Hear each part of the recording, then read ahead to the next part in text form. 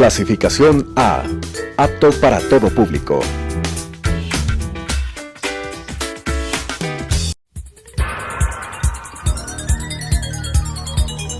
Las opiniones vertidas en este espacio por la producción y dirección del programa son de exclusiva responsabilidad de sus autores y de quienes intervienen en ellos.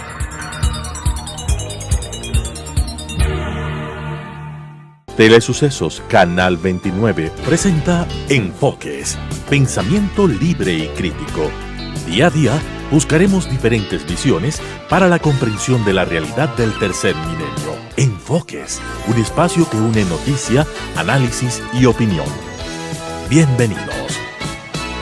Gracias por estar con nosotros una nueva semana aquí en Enfoques. El día de hoy tenemos como invitada a Ana Marcela Paredes. Ella fue parte del Consejo Nacional Electoral, actualmente es catedrática del IAEN y también es parte de la Escuela de Gobierno de Administración Pública. Con ella queremos hablar con la experiencia que Ana Marcela tiene sobre el último proceso electoral que vivimos el 5 de febrero y que durante esta semana hemos recibido una serie de informaciones que no nos dan certezas, sino total incertidumbre frente a resultados, a cómo se llevó a cabo el proceso y si efectivamente se está respetando la voluntad de los ecuatorianos que fuimos a votar. ¿Cómo analizar, Ana Marcela, esto que nos preocupa a todos y lo que hace es tener incertidumbre generalizada en un país que no tiene confianza en los resultados? Así es, gracias Claudia por este espacio, gracias a quienes nos están observando en este momento. La verdad es que tal como te había comentado tras cámaras, fui parte de un proceso de observación electoral, la misión de observación del IAEN, el Instituto de Altos Estudios Nacionales, la Universidad del Estado, y la verdad es que tengo pocas certezas de todo lo que evidencié ahí en territorio. Tuve la oportunidad de ir a Macas, específicamente me interesaba conocer el mecanismo de democracia directa que se ejerció en Sevilla Don Bosco, ¿sí? en la provincia de Morona, Santiago, y lo que se puede palpar evidenciablemente es esta falta de información a todo nivel. La gente conocía muy poco respecto a la consulta y también en territorio respecto a esta importante decisión de si este cantón, pues que hoy por hoy se entiende ha ganado el sí con más del 80%, pero había muchísima mala información, desconocimiento, y creo que ahí sí soy crítica con la labor del Consejo porque no hubo una campaña de educación respecto a lo que significaba esta consulta, cómo tienen que votar, y la verdad es que pude evidenciar que había un sinnúmero de papeletas anuladas o simplemente en blanco. Entonces, sí puedo decir que comparto esas incertidumbres que tú has mencionado en un inicio y que estos hechos, que no parecen ser tan aislados, sí configuran pues en una serie de negligencias en un tema tan importante como lo es el electoral. Creo que... Ahora, una parte que está señalando Mercedes es la falta de información, o sea, era una elección muy compleja. En las parroquias tenían hasta 8 papeletas, en los sectores urbanos 7 papeletas, o sea, era complicado el tema de participación ciudadana, los consejeros, y además la consulta. Esto, digamos que ya, lo vivimos, fuimos a las urnas, pero ¿qué se requeriría si en un momento dado la incertidumbre es tan alta? Vimos este centro de cómputo clandestino o falsificador de actas, no sé cómo decirlo, que denunció el propio señor Pita, parte del Consejo Nacional. O sea, ¿puede anularse la elección? ¿Cuál sería claro que sí. Y la pregunta es, ¿debe anularse la elección en todo el país o dónde nomás? Porque hay varios temas, ¿no? Porque hay dudas en todo es... O sea, históricamente siempre en el Ecuador se habla de fraudes. Con razón, sin razón, no sé, no estamos hablando de esto. Pero de lo último, ¿qué puede pasar y qué debería ser lo correcto para que se respete lo que tú dices, la participación directa, la democracia en un país?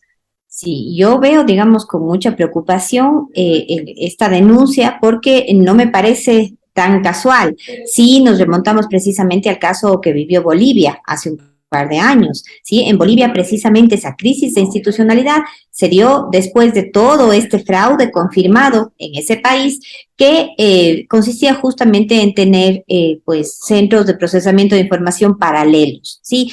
Tal cual lo mencionó el vicepresidente Pita cuando mencionaba que dentro de la propia delegación provincial se había instalado clandestinamente este centro, ¿sí? Entonces, claro, se transmite la información, La verdad es que cuando yo pude estar al cierre de la jornada electoral y intenté ver cómo estaba funcionando el centro de transmisión de resultados, no me fue posible.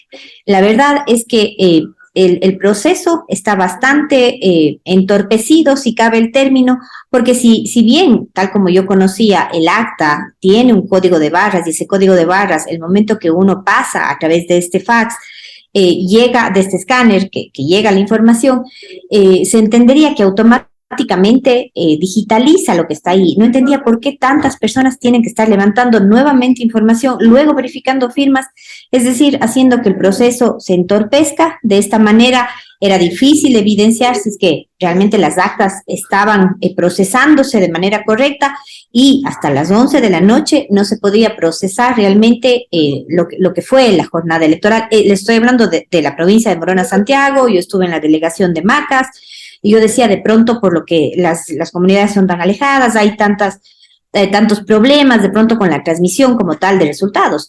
Pero cuando ya empecé a revisar la información, vi que no se trataba de un hecho aislado o solamente porque yo estaba muy lejos y no pude ver realmente, sino que me parece que es un tema más bien generalizado.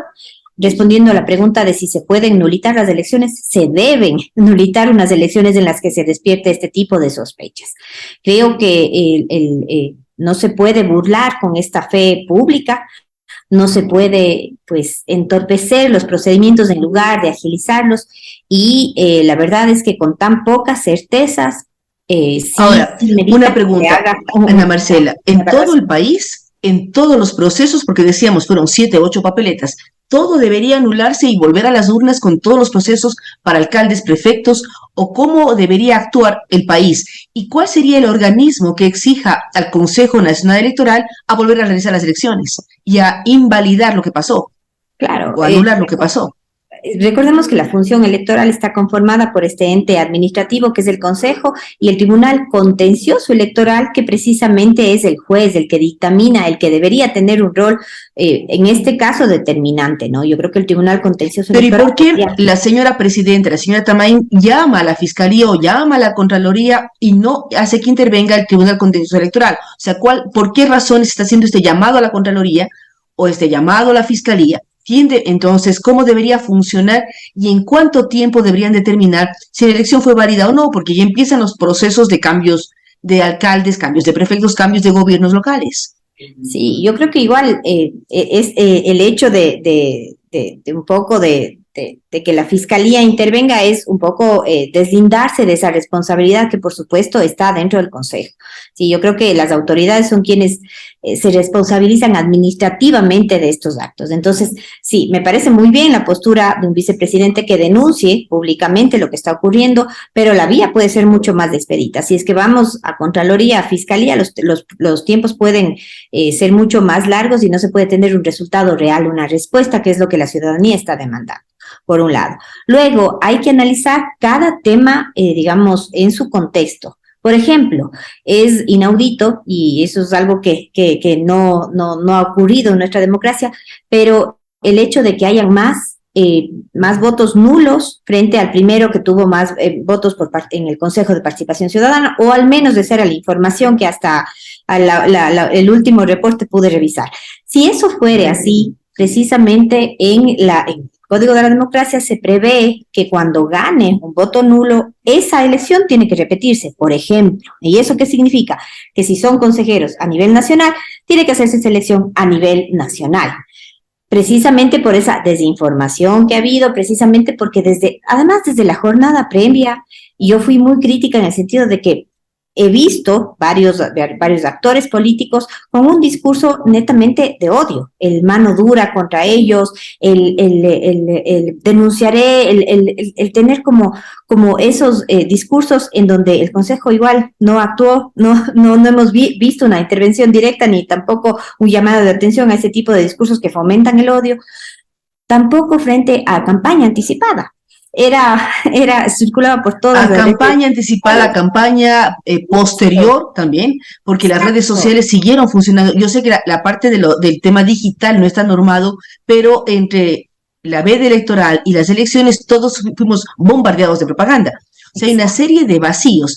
Ahora, la verdad, ¿cómo generar certidumbres y cómo demostrar al país, a la población, que la democracia es importante, que votar es importante, pero que se respeten esos votos? O sea, porque la preocupación es esa, vivimos en democracia, pero nos queda la duda de cuán democráticos somos si no sabemos qué pudo haber pasado y cuánto debería ser el tiempo para decirle la elección fue válida o no fue válida, para que exista esa claridad. Sí, bueno, en este momento tendría primero que conocerse el resultado oficial. Antes de eso podríamos hablar, digamos, podríamos estar elucubrando. Pero si hay sospechas tan claras y si efectivamente es un tema generalizado, se puede llegar a más del 30%, que es lo que la ley prevé para que se puedan declarar nulas unas elecciones, ¿sí? Ahora, en el Código de la Democracia se habla de determinados, digamos, territorialmente no ha habido... Perdón, ¿qué significa el 30%? O sea, ¿en base de 30% de qué? Es que en este caso, como es un combo, ¿sí? Como hubo elecciones seccionales y como también se aprovechó para hacer esta consulta popular y también hubo otra elección a nivel de un territorio particular en la provincia de Morona, Santiago, entonces habría que calcular efectivamente en función de ese conglomerado, de ese 30%.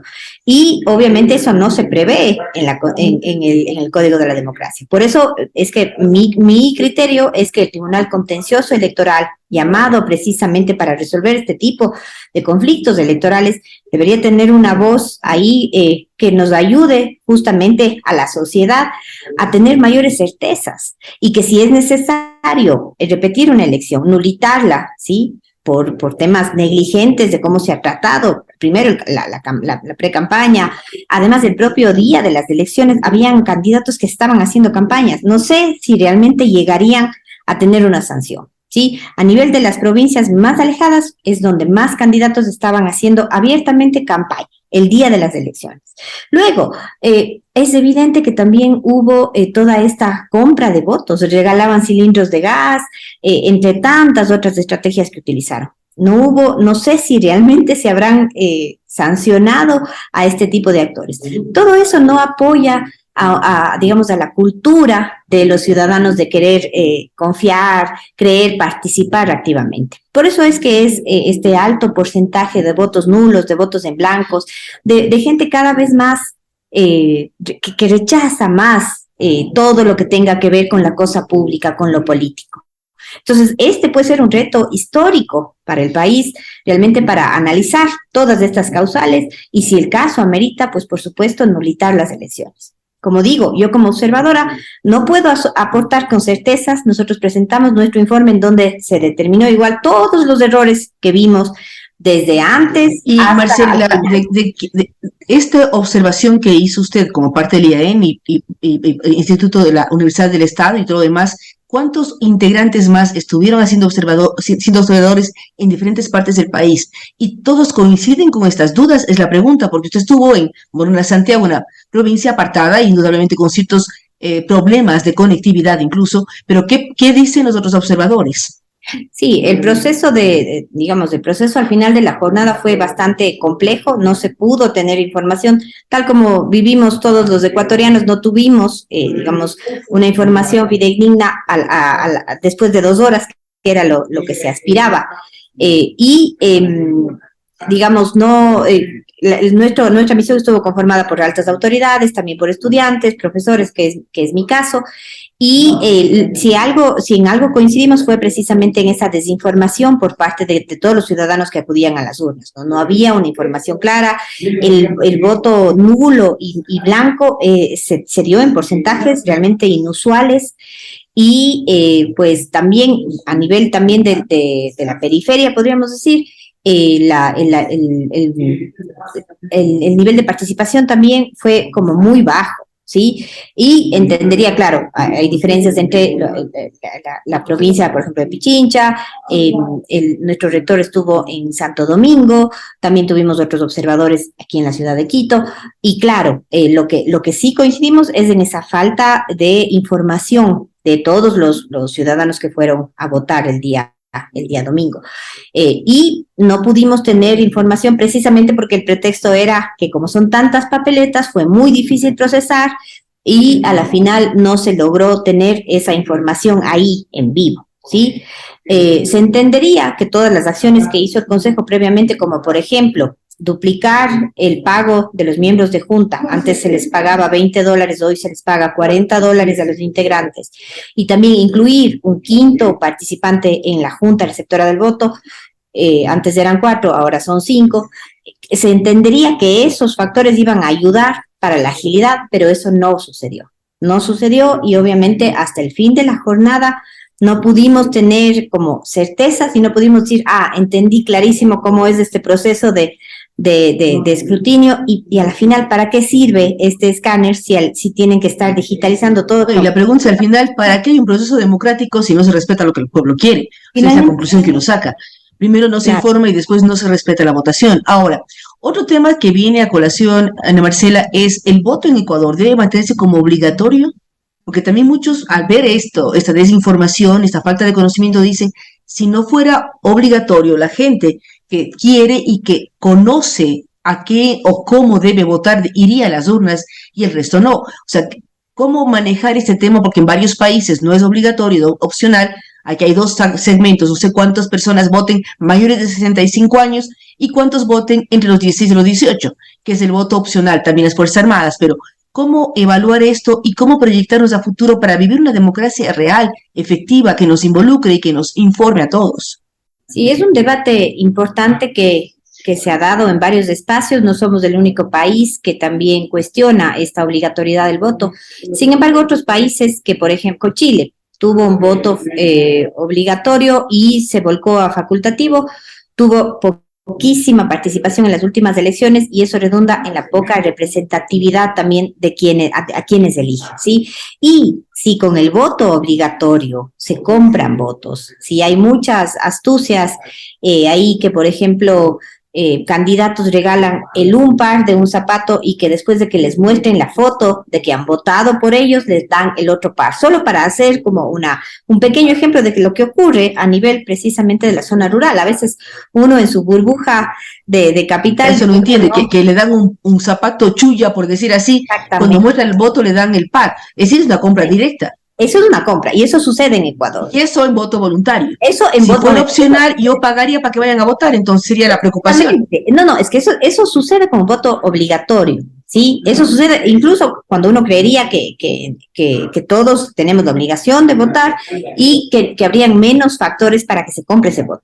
Con el voto facultativo se incrementa muchísimo más esa compra del voto. Eso sucede en Colombia, donde el voto es facultativo y en donde se compra ampliamente porque es como no tienen la obligación de votar, entonces se les facilita el transporte, se les facilita la comida, se les paga porque voten y las comunidades pueden regresar a sus actividades y como comento, pues hay estas diferencias tan marcadas, sobre todo en nuestro territorio. Pues esto yo creo que se podría proliferar mucho más. Y con la crisis, sobre todo de representatividad, que hoy por hoy nos estamos cuestionando, alcaldes con el 18% de aceptación y con un 80% en contra también, esto no beneficiaría en nada. Nuestra democracia realmente está en una crisis inusitada. Tal como están las cosas. Sí, usted dice, hay autoridades con el 17% y casi hay triples y cuádruples empates entre el 16 y el 18 hay 4, pero no llega ni siquiera a un 20%, entonces ¿cuán legítima va a ser su función? Ahora, para ir cerrando, Ana Marcela, si se continúan encontrando estas particularidades y estas dudas frente al proceso, ¿el Tribunal Contencioso Electoral quien debería determinar qué sucede? ¿O hay otros organismos como Fiscalía General que podría decir aquí hay problemas? Sí, se puede denunciar, se pueden hacer las denuncias del caso, pero aquí justamente se necesita una ciudadanía que active todos los mecanismos que sí están previstos en el Código de la Democracia, en las leyes, y que, por supuesto, el tribunal tenga la apertura para que se pueda ver que se cumpla con todos los elementos y si caben en la nulidad, pues por supuesto proceder. Lo que menos ayuda en una democracia es justamente partir de esa falta de certezas, de esa desconfianza y jugar justamente con esa fe pública, con esa confianza de la gente. Es decir, lo importante es respetar ese voto y empezar a trabajar en base a ello. Usted nos da dos alternativas. Habla de que en el caso de los consejeros de participación ciudadana, si ganó el voto nulo, la elección o este proceso debe ser anulado. Así Hay es. muchas dudas, hay dudas en diferentes áreas, referendos, alcaldes, todo suma para generar causales para que se anule un proceso. Vamos a mirar qué ocurre en los próximos días, que las cosas se aclaren, que se respete la votación del pueblo y que no queden dudas, porque la democracia es importantísima para el fortalecimiento, para el crecimiento, para que nosotros nos sintamos empoderados en el tema de votación, de elegir, de escoger, y además empecemos a pensar en que hay cosas positivas que se pueden generar con cambios a través de las urnas. Pero si hay dudas, esto vuelve a generar incertidumbres y desconfianza. Muchísimas gracias, Ana Marcela Paredes, y gracias a ustedes que nos han acompañado el día de hoy. Estaremos último punto. Sí, por favor. Muy importante como sistematizaste a la final los temas claves. Sin embargo, creo que no podemos perder de vista el caso boliviano. Yo creo que habría que también tenerlo muy presente. En Bolivia se anularon las elecciones y yo no recuerdo que... Claro que sí, se anularon y tuvieron que hacer un nuevo ejercicio democrático, y de ahí es que devino toda esa crisis institucional. Tuvieron que, pues la presidenta del Consejo del Tribunal terminó en la cárcel, ¿sí? Por todos estas maniobras que tenían una responsable, por supuesto, y que daban cuenta de una negligencia reiterada que terminó pues verificándose que habían estos centros paralelos. Entonces yo sí no perdería de vista el caso boliviano, porque sí, quién sabe, y muchos de estos referentes, también estas malas prácticas también se las pueden tomar a nivel local, y eso pues no beneficia a nuestra democracia. Yo creo que no vale perder de vista esos contextos también regionales, y cómo fue el camino que siguió también Bolivia, porque no es que... ¿En qué año fue este tema en Bolivia, para que recordar a los televidentes? Esto fue en el año 2018, sí, si no estoy mal, 2018-2019, en el que esta crisis institucional devino pues en estas responsabilidades directas del Tribunal Electoral. Hubo este cambio de presidentes, y todo ello vino justamente cuando se verificó que habían centros paralelos que transmitían información que no era la correcta, ¿sí? Y como hoy hay tanta desinformación, como hay tantas personas que no quieren ya saber más de este tema, pues es el escenario ideal precisamente para que cualquier resultado les dé igual, ¿sí? Cuando más bien en una verdadera democracia se debe respetar, como tú has dicho, esa voz del pueblo, se debe respetar esa voluntad, y sobre todo no se puede jugar con estos resultados. No puede la gente también cruzarse de brazos y seguir como si no pasara nada. Lo que está pasando es realmente un atentado a nuestra democracia, a nuestra voz, y estamos dando lugar a que sigan haciendo cualquier cosa, como lo intentaron hacer también en otro país, en un país muy cercano como Bolivia, y creo que eso no podemos apartar de nuestra... no podemos dejarlo pasar, porque el país a veces tiene mucho escándalo y uno va tapando uno con otro, pero aquí se está violentando la decisión de todos, y es en general más desconfianza al futuro. Así es que muy buena la acotación de pensar en el caso boliviano y revisar además cómo podemos salir de esto y dotar de mayores recursos, de mayores credibilidad, sobre todo a los procesos de democracia directa, como es ir a las urnas, pero que lamentablemente se ven ensombrecidos por lo que hemos vivido desde el día de las elecciones, con la incertidumbre. De pronto se iban las señales, se colgaban los sistemas, aparecieron, hubo unas encuestas que dieron un resultado, el resultado fue totalmente contrario. Así es que hay demasiadas dudas. Nuevamente, gracias a Ana Marcela Paredes y gracias a ustedes que nos han acompañado el día de hoy. En una semana más estaremos con ustedes nuevamente. Gracias. Las opiniones vertidas en este espacio por la producción y dirección del programa son de exclusiva responsabilidad de sus autores y de quienes intervienen en ellos.